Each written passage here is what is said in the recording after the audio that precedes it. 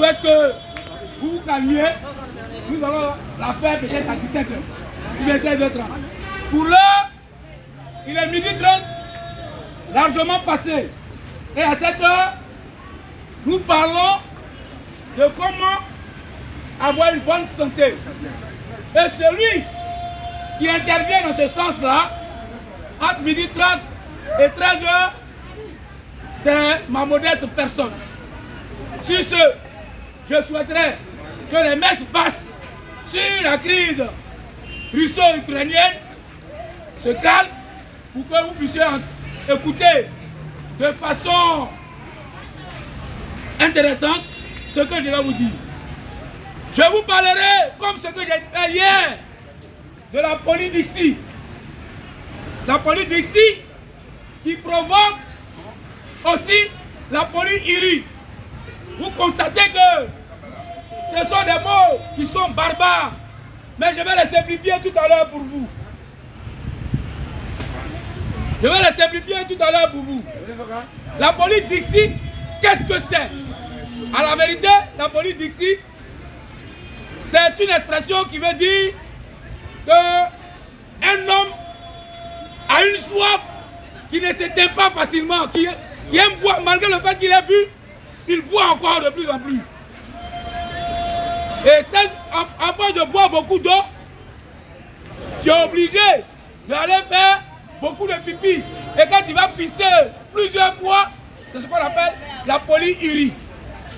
Vous comprenez maintenant que vous êtes sorti des thèmes barbares, ouais, dans les thèmes qui sont des thèmes intéressants. Alors, si un individu est là, et pour rien, il aime boire beaucoup. Il aime boire beaucoup. Forcément, ça doit signifier quelque chose. Voilà, pourquoi quelqu'un est là et puis il aime boire beaucoup. Et quand il boit, sa soif n'est pas éteinte. Sa soif n'est pas étanchée. En bon français, on dit que c'est une soif inextinguible. Encore, ça signifie qu'il y a quelque chose que l'individu a dans son corps, ou bien un dérèglement dans son corps. Eh bien, chers amis, pour avoir, ou bien pour savoir que nous sommes en train de faire un diabète, c'est un signe. L'envie de boire beaucoup et que cette soif-là, malgré le fait que vous avez bu l'eau en quantité, cette soif-là ne s'éteint pas. Ce qui va vous provoquer, ce qui va faire que vous allez pisser plusieurs fois dans la journée et vous pouvez pisser au minimum 3 litres d'eau. Et ça continue. Donc, si vous constatez que vous avez une gorge toujours sèche et que vous avez une envie de boire beaucoup, vous buvez, vous n'arrêtez pas, chers amis, je vais vous inviter à aller faire un test de glycémie pour voir la quantité de sucre dans votre sang. Parce que quand il y a une grande quantité de sucre dans le sang, cela peut provoquer ce genre de phénomène. La polyurie est une conséquence du fait que vous buvez beaucoup. Mais en même temps, pour savoir que vous êtes en train de faire un problème de prostate, chers amis, c'est lorsque l'envie de pisser vous prend plusieurs fois dans la nuit, c'est-à-dire 6 à 10 fois dans la nuit, et quand vous allez pisser, la quantité n'est pas grande et vous sentez des douleurs au niveau de la laine, du côté pelvien. C'est ainsi, vous dites que vous êtes en train de faire un début de prostate. allez-y consulter un spécialiste qui va vous permettre de résoudre ce problème-là. Mais tous ces problèmes cités sont provoqués par ce qu'on appelle notre alimentation. Pour ceux qui savent que les médecins jurent, prêtent le serment, et ce serment s'appelle le serment d'Hippocrate. Hippocrate, à la réalité, est un homme qui est né en 346 avant Jésus-Christ. Donc, Hippocrate est un homme de l'Antiquité. Et il a dit, et je le cite, que ton alimentation soit ta médecine. En un mot, que ce que tu manges soit ce qui te soigne. Il y a des gens qui, eux, tant qu'ils n'ont pas fini 1 litre de bière ou bien 3 litres de bière, ils ne sont pas heureux. Or, ceux qui ne savent pas, dans la bière, il y a plus de sucre que dans ce que vous appelez sucrerie. La quantité de sucre est élevée dans la bière que ce que vous appelez la sucrerie. Et donc, quand vous buvez beaucoup de bière, vous vous exposez d'abord par l'alcool à une fatigue de votre foie. Mais en même temps, vous êtes en train d'accumuler dans votre sang beaucoup de sucre. Et un foie qui est fatigué ne peut pas transformer tout le sucre que vous lui apportez et ne peut pas transformer aussi toute l'huile que vous lui amenez. Voici des individus qui vont au Garba, oubliez que l'huile noire de Garba peut faire démarrer un moteur diesel. Et donc, quand ils vont manger, ils disent Magida, mets encore beaucoup d'huile. Or, Magida, quand il met beaucoup d'huile, il met beaucoup de gasoil sur votre nourriture. Parce que l'huile noire que vous voyez, bien filtrée, ça peut démarrer une voiture diesel. Alors, donc, quand nous consommons ainsi, nous nous exposons à des maux. Et le mal dont je suis venu vous parler ce matin, c'est le problème de foie. Je vais vous donner quelques signes pour que vous puissiez savoir désormais que votre foie est fatigué ou bien votre foie vous dit qu'il est saturé de ce que, des substances que vous lui envoyez. Eh bien, pour le savoir, d'abord, contrôlez votre réveil. Le matin, vous vous réveillez et vous constatez que votre bouche, dans votre bouche, il y a une pâte, comme quand vous avez le paludisme, c'est pâteux, la bouche est un peu amère, comme si vous avez le paludisme. Quand vous allez vous laver et que vous versez l'eau sur vous, vous avez fini de vous laver, vous vous essuyez, avant de vous habiller là, tout votre corps vous démange. Ça vous démange. En fait, ce ne sont pas les vers. Car quand ce sont les vers, c'est le bout des fesses et le bout de l'anus, le rectum, qui vous démange. Mais quand votre foie dit qu'il est saturé, c'est le corps, tout le corps qui commence à vous démanger. Vous allez constater que même quand il y a une petite transpiration, ça continue de vous gratter. Le foie vient de dire qu'il est saturé, il est fatigué. Maintenant, vous allez pisser. Votre pipi est rouge. Votre pipi est rouge. comme si vous avez bu des antibiotiques. C'est rouge et ça sent. Le foie vient de dire qu'il est fatigué. Vous allez pisser. Votre pupille est mousseux. Le foie vient de dire qu'il est fatigué, il est... En fait, nous sommes obligés de vous donner ces différents éléments et ces différents symptômes pour que vous ne puissiez plus les négliger. Car quand vous négligez ces symptômes-là, le mal va s'agrandir.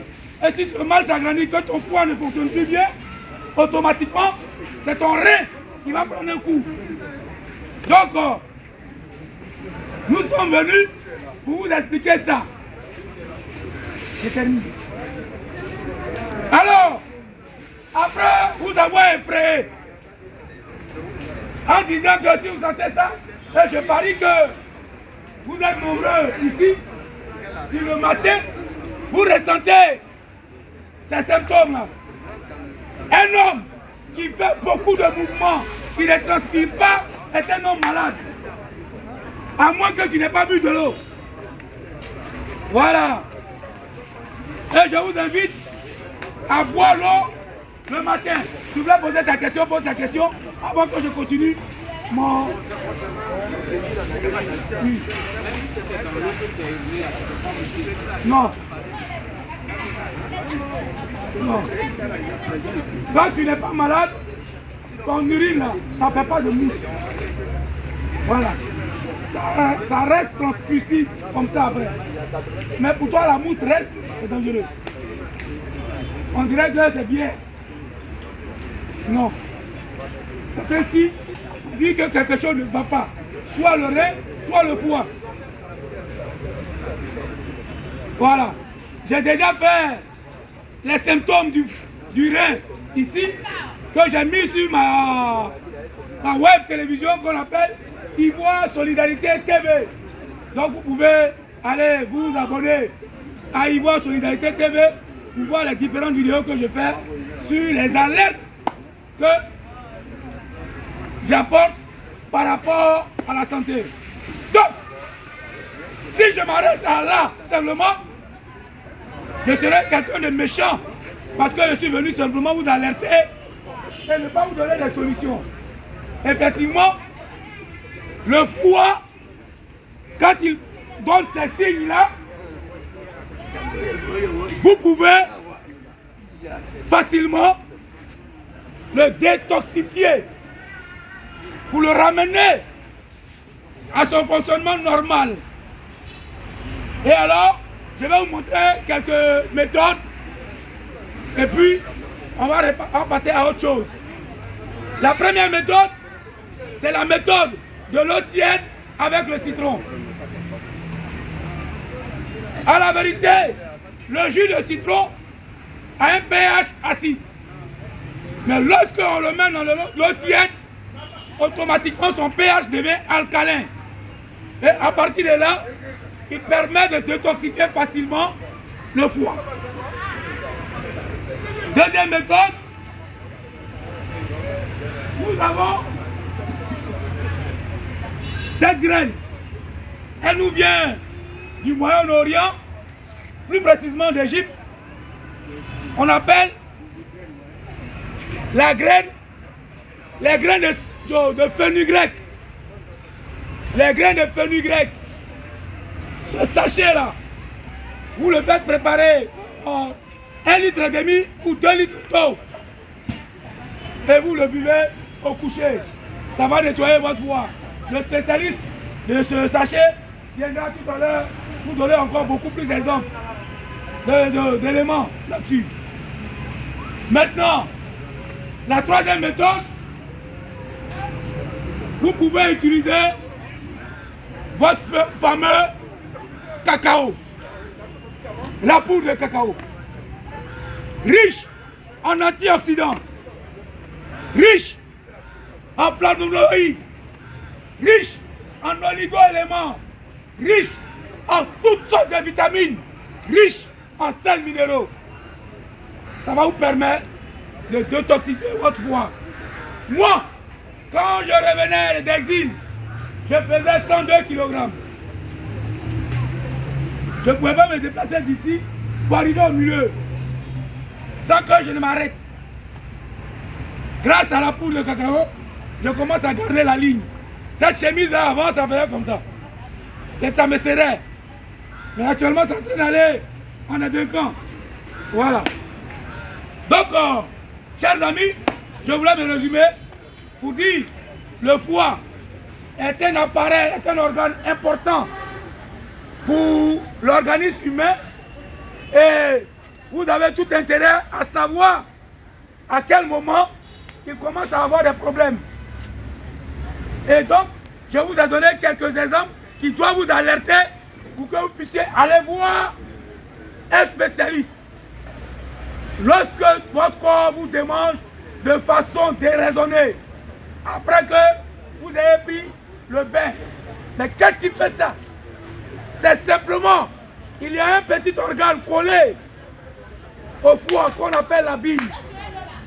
Et quand le foie est saturé, le liquide de la bile qu'on appelle la bilirubine remonte entre le derme et l'épiderme et c'est ça qui provoque les réactions d'allergie. À la vérité, c'est une réaction d'allergie à l'eau. Remarquez bien, quand vous finissez de faire ce qu'on appelle un paludisme, lorsque vous allez vous laver, vous ressentez ces sensations de démangeaison. C'est tout, c'est la bilirubine. Le liquide de la vésicule biliaire qui est monté entre le derme et le jaune, c'est parce que le foie est fatigué et saturé. Donc, quand vous pissez, que votre pipi est sans mauvais et c'est mousseux, c'est rouge, c'est encore aussi un signal. Sinon, il y a 9 signaux, mais ce sont des signaux importants que je viens de vous donner parce que vous pouvez voir ça de façon factuelle. Sur ce, je mets fin à ma pérégrination de ce matin, tout en vous invitant à vous abonner à ma chaîne YouTube qui s'appelle Solidarité TV. Vous pouvez aller sur YouTube, taper et vous allez voir toutes sortes d'éléments que je fais sur ça. Comment savoir que votre enfant est en train de faire un diabète infantile, comment savoir que vos reins ne vont pas bien, etc., etc., etc. Il y aura aussi très bientôt une analyse sur les bienfaits de l'ail. L'ail que vous détestez tant, sur les bienfaits de l'oignon. Et donc je termine par le bonus. Si vous êtes enrhumé et que vous faites la toux qui tend vers une grippe, ne paniquez plus. Prenez un oignon violet, vous le fondez en deux, j'ai bien dit en deux, et je précise bien le nombre, parce que vous pouvez le fondre en plusieurs, mais vous le fondez en deux, vous sniffez une partie, comme ça, 6 fois, vous sniffez, je n'ai pas dit de mettre comme ça, vous faites ça, 6 fois, et après, vous mangez l'autre partie totalement. Je vous donne 5 à 10 minutes pour que votre rhume et votre toux s'arrête.